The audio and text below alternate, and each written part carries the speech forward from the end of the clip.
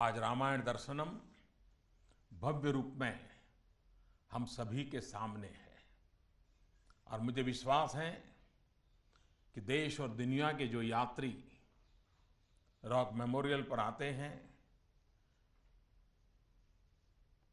ये रामायण दर्शनम शायद उनको ज्यादा प्रेरित भी करेगा, प्रभावित भी करेगा। श्री राम भारत के रग रग में है, जन जन के मन मन में है और इसलिए जब हम श्री राम के विषय में सोचते हैं तो श्री राम एक आदर्श पुत्र, आदर्श भाई, आदर्श पति, आदर्श मित्र, आदर्श राजा। अयोध्या भी एक आदर्श नगर था तो राम राज्य एक आदर्श शासन व्यवस्था थी। इसलिए भगवान राम और उनके राज्य का आकर्षण समय समय पर देश की महान शख्सियतों को अपने तरीके से रामायण की व्याख्या करने के लिए प्रेरित करता रहता है। इन व्याख्याओं की झलक अब रामायण दर्शनम में भी मिलेगी। महाकवि कंबन ने कंब रामायण में कौशल राज्य को एक सुराज्य, एक सुशासित राज्य बताया है। उन्होंने तमिल में जो लिखा है, मैं उसका अंग्रेजी में अनुवाद अगर करूं तो उन्होंने लिखा था, none were generous in that land and none was needy, none seemed brave and none defied, truth was unnoticed as there were no liars.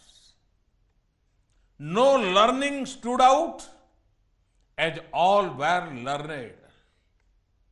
Since no one in the city ever stopped learning, none was ignorant and none fully learned.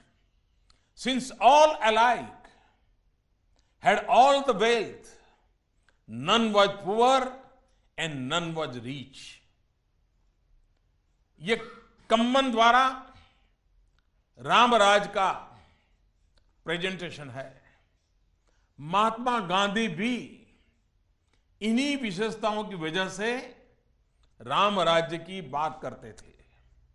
निश्चित तौर पर यह एक ऐसा शासन था जहां व्यक्ति, पर्सन इंपॉर्टेंट नहीं बल्कि प्रिंसिपल इंपॉर्टेंट हुआ करते थे। गोस्वामी तुलसीदास जी ने भी रामचरितमानस में राम राज्य का विस्तार से वर्णन किया है।